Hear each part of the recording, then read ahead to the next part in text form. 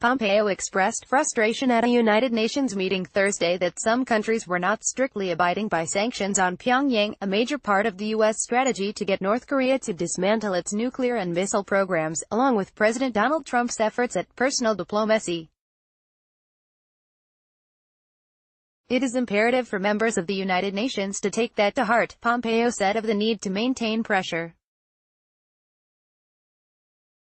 Enforcement of UN Security Council sanctions must continue vigorously and without fail until we realize the fully, final, verified denuclearization.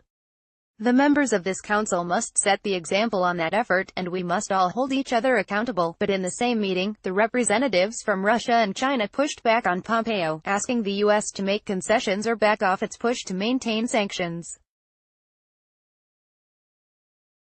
The Chinese foreign minister, after praising U.S. engagement with North Korea and in particular the announcement that Trump will hold a second summit with Kim, suggested the Trump administration give North Korea something it has long sought, an official end to hostilities between the two countries, a timely declaration of an end of war.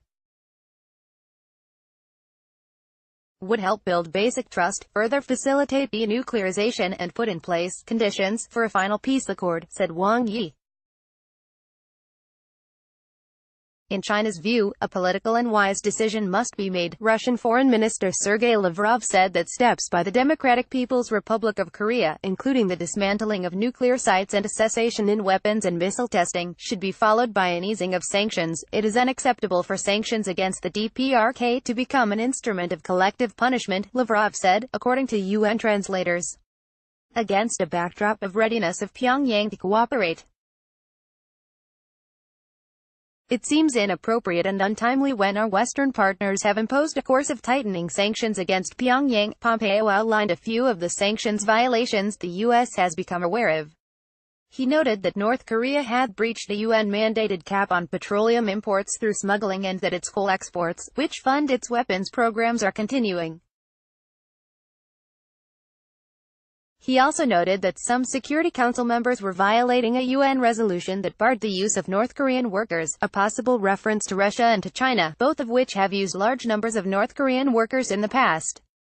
The United States is troubled by recent reports that member states, including members of the Security Council, are hosting new North Korean laborers, Pompeo said.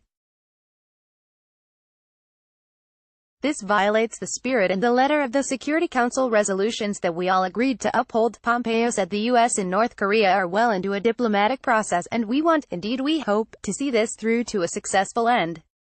Pompeo said he would be traveling to Pyongyang next month to meet with Chairman Kim and accelerate that process. In September, U.S. Ambassador to the UN Nikki Haley accused Russia of cheating and acting like a virus for helping North Korea evade international sanctions through ship-to-ship transfers on the high seas. Russia's ambassador to the UN denied the accusation and said Haley had made an emotional statement.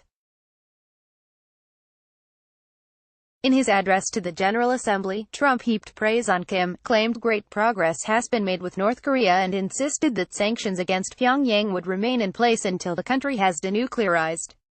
I would like to thank Chairman Kim for his courage and for the steps he has taken, though much work remains to be done, the president said. The sanctions will stay in place until denuclearization occurs, he said.